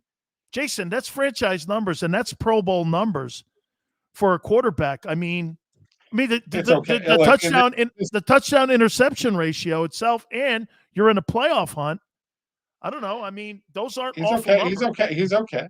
Like I think Carson Wentz at this point in his career, like there was a time where I thought Carson Wentz was going to be spectacular before the injury, right? Like Favre. I did too.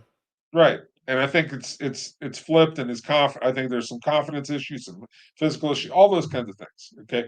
But for whatever reason, what he is at this point in time in his career is, kind of somewhere between, is he the 8th best quarterback in the league, or is he the 15th best quarterback in the league?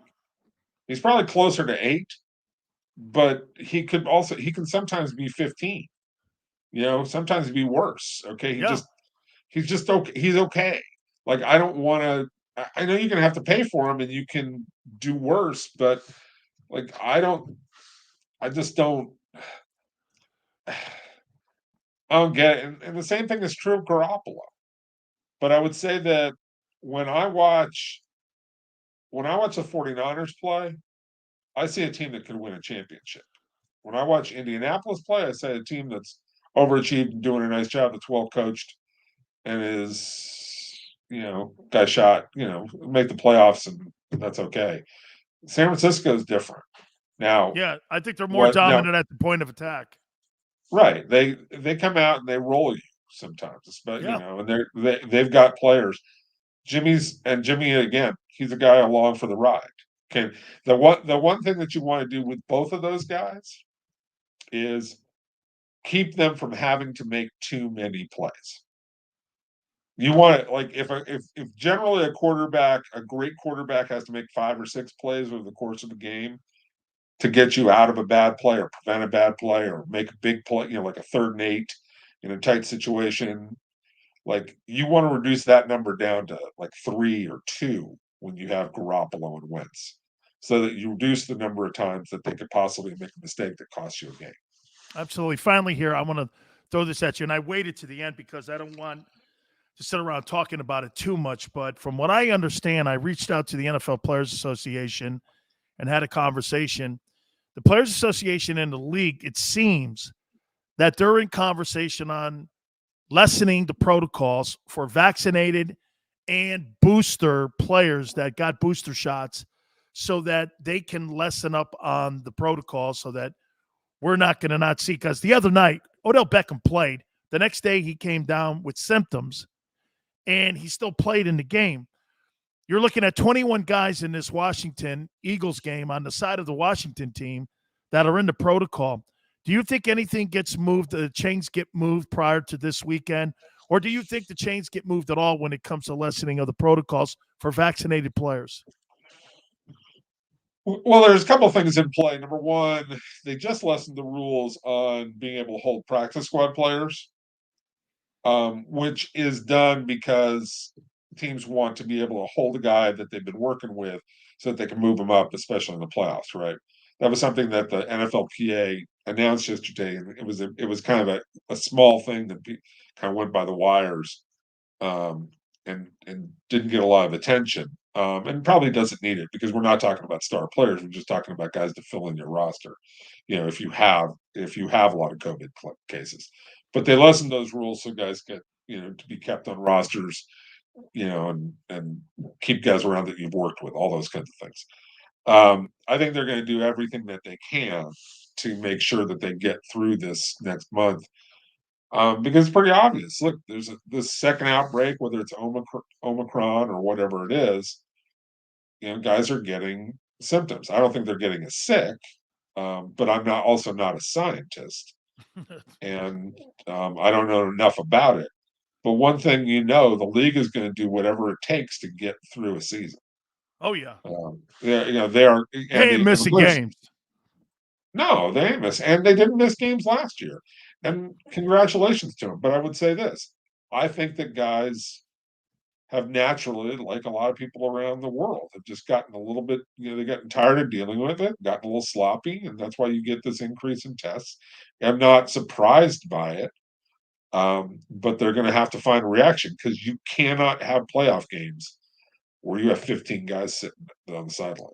Absolutely not. That is going to be a nightmare, and the gamblers will be furious, and the fans will be furious, and the networks will be furious if it ends up like that. Absolutely. You're going to lose faith, and the fans will lose faith in you. Make sure, folks, Amazon, it is a relentless life. Jason Cole, this is a great gift for the holidays. It's a great read. Jason, thank you so much, brother. Happy holidays to you. I appreciate it, brother. Happy holidays. And have people contact me. You can give them my Twitter, and I'll even sign those books if they buy them. Fantastic. Thank you, All brother. right. You got it there. My friend Jason Cole.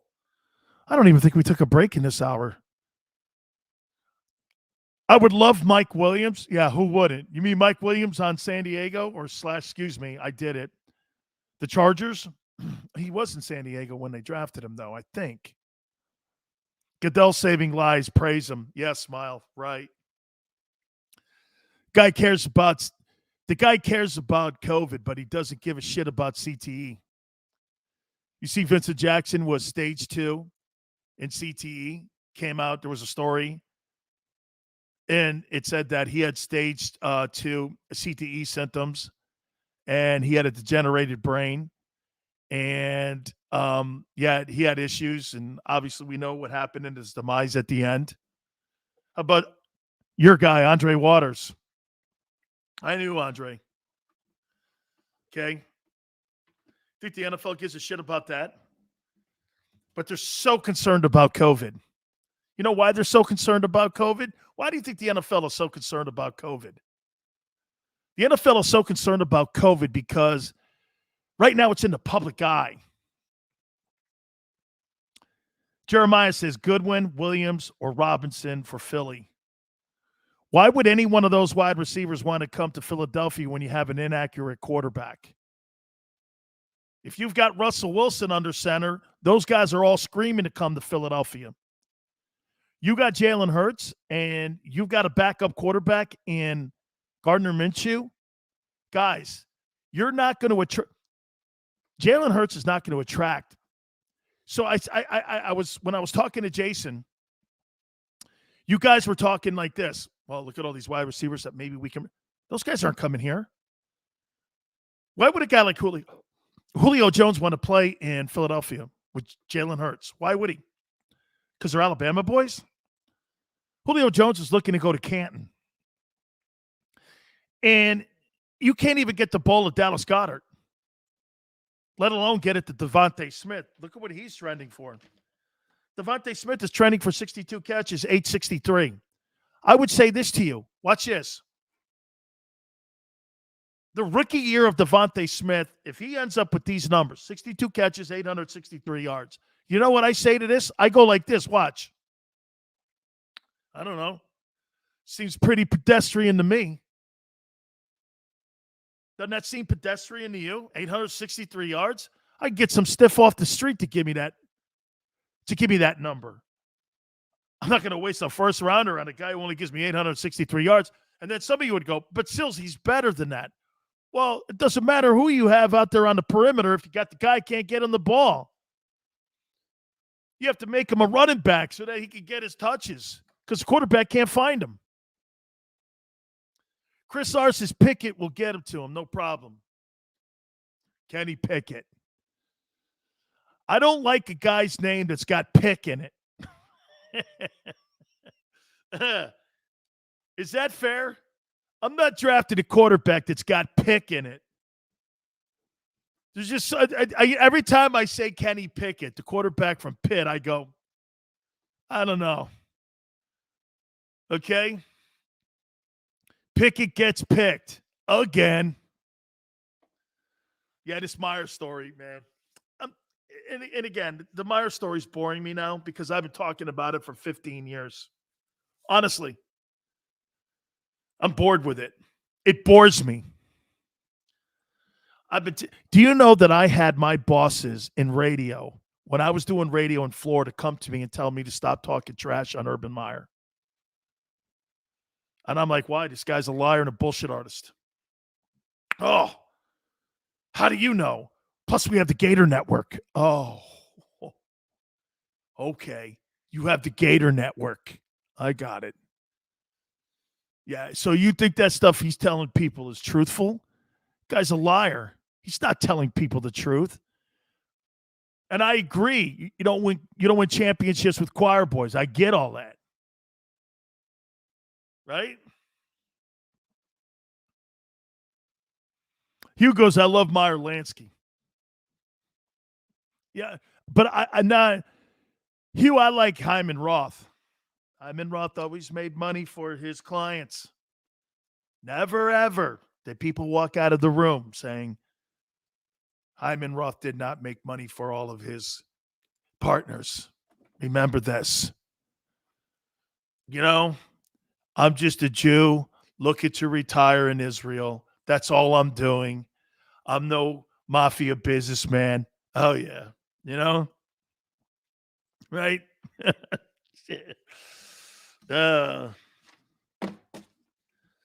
Right? Love that. I love that movie. Right? Hey, East Side Monster, right? Yeah. Hey, and the Capri will go to the Corleone family. Oh, yeah, and the Rosado brothers, they'll get a share too. You know, we want to keep everybody happy. We keep the Rosado brothers happy, and we're good. They spit in my face. Right? They spit in my face, man. Oh, good, man. Are you okay with her? Hey, are you okay with Carson Wentz? Are you okay with Carson Wentz this week? Are you going to be rooting for him? No, Philly's going to be rooting for him to play those 5 plays, aren't you? Goodfellas is number 1, Big Red. Here, let me see my Mafia movies. My Mafia movies, Godfather 1. And so what can I do for you, my friend? I made a cake for you that you will not believe. Oh, my God. Why do you talk to me like this? When have I ever disrespected you? You asked me for murder. I asked you for justice. That's not justice. Your daughter's alive. Godfather 2, Godfather 2, right? Godfather 2. 3, I love Bronx Tale. Okay? I love Bronx Tale. Now's you can't leave. 1 drink, right? 1 drink. Go watch the bikes. Now's you can't leave. That's my favorite line of any movie, man. I saw their souls get drained right in front of my eyes. Poor Fredo. I know it was you. Doug Peter. Wait, watch this. Howie Roseman. I know it was you. What happened to Doug? I know it was you. Howie, I know it was you. You were the one. You were the one that called Johnny Ola. And you were working with Hyman Roth. I know it was you. You're the one that had to try me, set me up, and killed me. You're the one. You're the one. I don't know why. Every time I talk about these Italian movies, it make me hungry. Now's you can't. Hey, now's you can't leave. Oh, man. Hey, tonight's game, real quick. Chiefs, Chargers. Wow, what a good one. Who do you got tonight? Who do you guys got tonight?